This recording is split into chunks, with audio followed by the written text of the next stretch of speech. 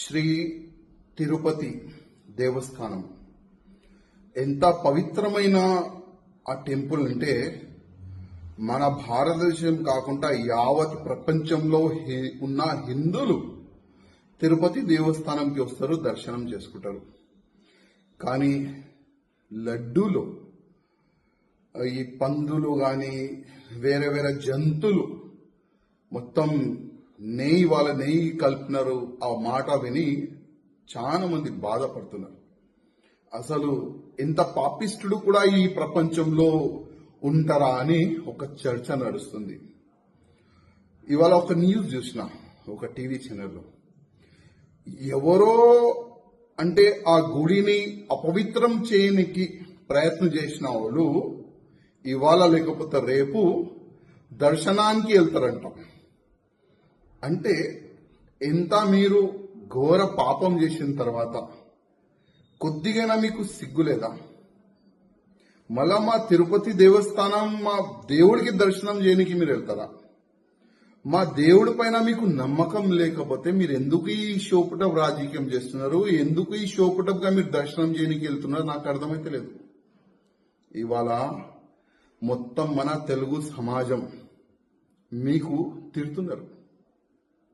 మీరు దొరికితే చంపేస్తారు, అంత కోపం హిందూ సమాజంలో ఉంది.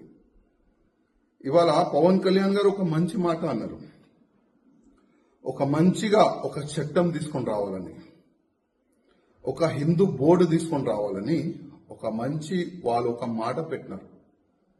మేము ఎన్నో సంవత్సరాల నుంచి ఆ మాటని మేము రేజ్ చేస్తున్నాం. ఏ విధంగా ఒక బోర్డు ఉంది, అదే విధంగా హిందువులు కూడా ఒక బోర్డు ఉండాలని.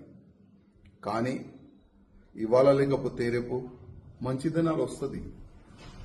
కానీ ఇవాళ ఆంధ్రప్రదేశ్ కాకుండా యావత్ భారతదేశంలో ఉన్న హిందువులకి నేను ఒక్క రిక్వెస్ట్ చేస్తున్నా, ఎవరు కూడా మన గుళ్ళు గోపురాలు వాళ్ళకి అపవిత్రం చేయడానికి ప్రయత్నం చేస్తే వాళ్ళకి మనమందరం ఒకటై నచ్చ చెప్పాలి.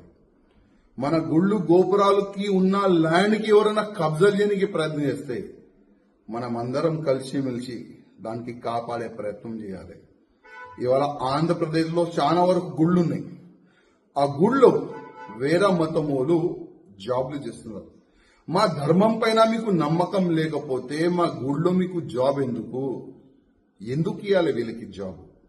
ఇవాళ శ్రీశైలం దేవస్థానం కానీ మన తిరుపతి దేవస్థానం కానీ చాలా వరకు గుళ్ళో వేరే మతమోలు జాబ్లు చేస్తున్నారు.